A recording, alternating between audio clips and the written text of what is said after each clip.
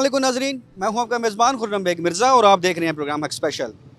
रियासत मदीना की सोच रखने वाली हुकूमत ने आवाम के ऊपर पेट्रोल बम गिराने की तैयारियां मुकम्मल कर ली हैं, जिससे आवाम की मुश्किलात में मज़ीद इजाफा हो जाएगा। आवाम इस वबा से पहले ही मज़ीद मुतासर हो चुकी है। आज हम जानने की कोशिश करेंगे पेट्रोल की बढ़ती हुई कीमतों से आवाम किन मुश्किलात का सामना करेगी।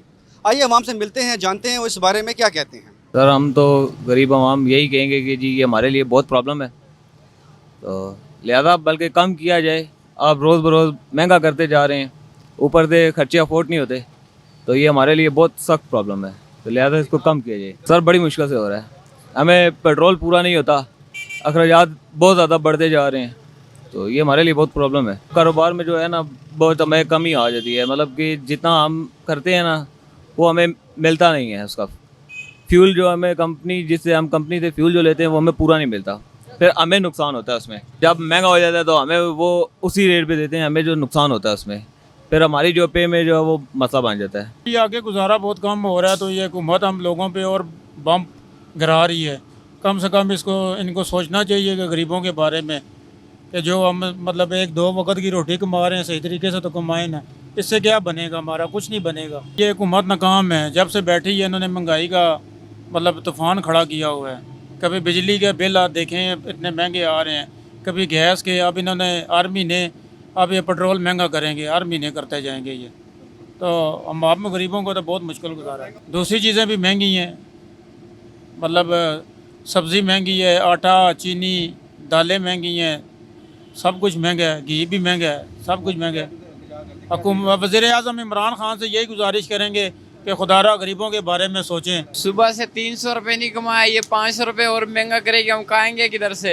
अभी 500 का पेट्रोल डाला है और 500 कमाया नहीं है, काम नहीं है, मजदूरी नहीं है, किधर से कमाए। ये दिन ब दिन महंगा करता जा रहा है, सस्ते करे, किधर से कमाए, किधर से यार। कोई और पेट्रोल महंगा होगा तो सारी चीज़ें महंगे होंगे, और उधर मजदूरी नहीं है, सारे दिन ब दिन जो है ना कमाई नहीं है, बारिशें हैं और कोई चीज़ है नहीं। पेट्रोल सस्ता होना चाहिए, बढ़ना नहीं चाहिए, और सस्ता होना चाहिए। हुकूमत से ये अपील है कि जितना सस्ता कर सकते सस्ता करो, बस। तो थोड़े कमाए ना, जितने कमा रहे, हुकूमत भी तो ज़्यादा कमा रही है ना, मुनासिब पैसे रखे हो भी। पेट्रोल बढ़ने से आटा महंगा होगा, घी, सारी चीज़ें महंगी होगी, किराया महंगा होगा, सारी चीज़ें महंगी होंगी। सर ये पेट्रोल महंगे से महंगा होता जा रहा है। ना वज़ीर आज़म का रद्द अमल है, ना शेख रशीद साहब का। इस पिंडी शहर की आवाम बहुत तंग आई हुई है गुर्बत की वजह से। अब देखें पेट्रोल किधर पहुँचे है।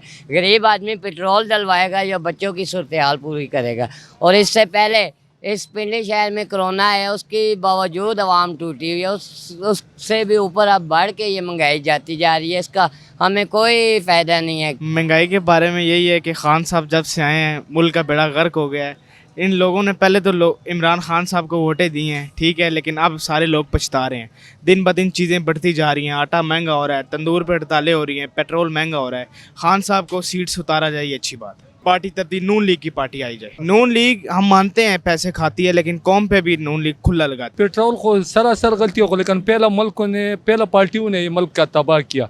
नवाज शरीफ और जरदारी लाखों लाखों रुपए एक आदमी उधार वाले। अभी इमरान खान क्या कर रहा है? कोई मुश्किलात 3 रुपये महंगा डाल दूंगा, कोई मुश्किलात नहीं है, कोई मुल्क बनाने पड़ेगा भाई। ज़्यादा 200 रुपये खर्च आएगा, मुल्क बनाएगा तो सारे हमारा है मुल्क, कोई इंसान नहीं है भाई। मुल्क देखो ना, पैर से उधार में चलता है ना, ये मुल्क से उधार खत्म हो जाएगा, सब चीज़ से सस्ता हो जाएगा, डॉलर नीचे आएगा। ये 2008 से 2013 तक भी है ना, जरदारी साहब का हुकूमत होते ना 120 रुपये होते ना डीजल पे।